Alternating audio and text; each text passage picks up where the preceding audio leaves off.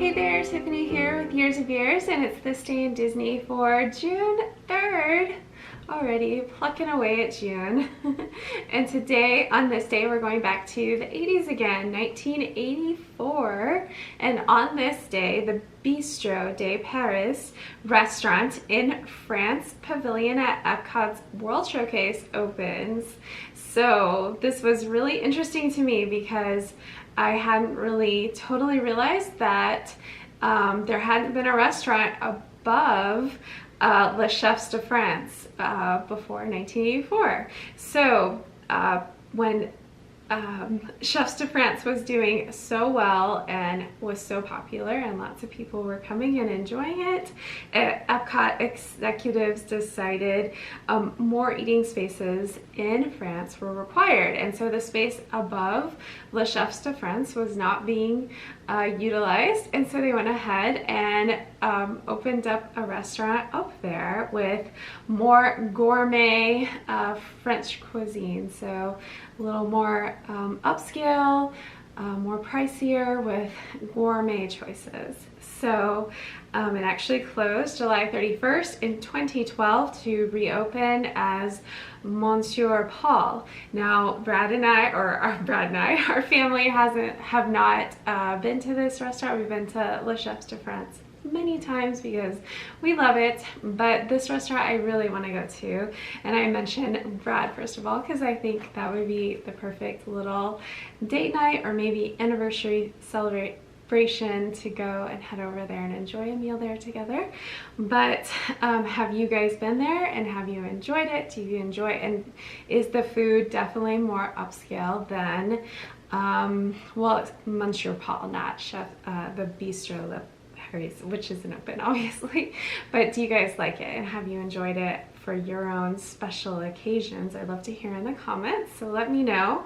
But back then when it was Bistro de Paris, of course, when I'm gonna tell you the menu items because that's what I find the most interesting. I love hearing about what's being offered right now and what we can go and enjoy, but I really am fascinated by what was offered before, you know, in the 80s and even in the 70s and earlier at Disneyland. The menus are so interesting, and we've talked about that many times here on This Day, and you can go check out more videos where we talk about classic menus. Hopefully we'll do even more in the future. But back then you could actually do a 4-course tasting menu that was available for $70, including, and then if you added the wine it would be $100. So that sounds like a pretty good price, but that was 1984, so a little bit different price range. But on the, if you were just gonna, you know, get a regular meals, you could do the Le Prélude, which is appetizers or before the meal, handmade smoked salmon roll, butternut squash and bacon soup, pan-seared sweetbread and Louisiana shrimp. Do you guys know what sweetbread is? Not something I would ever get either for an appetizer or the meal, but my dad did talk my brother into getting sweetbreads once, and it was pretty funny. So go look it up after this episode if you don't know what sweetbreads are. Not really, I haven't seen them on the menu in any restaurant at Disney. So I don't know if it's something that they still serve. A medley of snails and frog's legs. Have you guys? I don't know where you can get frog's legs either, but they had them. Foie de gras, which is the, you know, it's like a gingerbread seared on fried dried fruit marmalade, duck, and fig sausage salad. So foie de gras, when Lumiere is talking about the gray stuff in Beauty and the Beast, you know, the original animated version, I always think the gray stuff is like a foie de gras, which I don't know. I'm so glad they went with the sweet version at, you know, when you go dine at Be Our Guest over in Magic Kingdom. So anyway, just a little, if you go look up foie de gras if you don't know what that is. Double consomme of chicken and beef.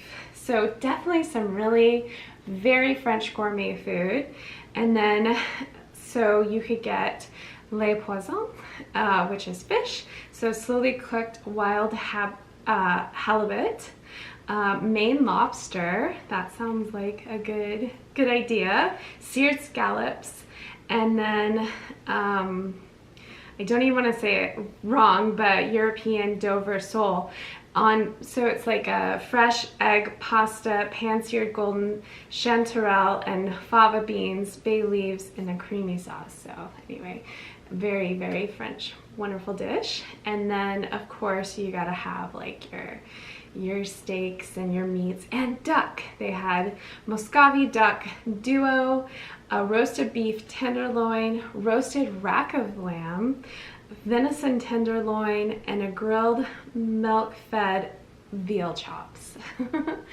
So you'll have to tell me if you've been to Monsieur Paul and if the menu is vastly different. I'm assuming it is by now. I didn't go check out that menu, but I have a feeling somewhere in the future, because we were just recently at Epcot and Brad was like, wait, why are the lights on above Le Chefs de France? I'm like, that's a restaurant. And then he was like, really? I was like, now we have to go.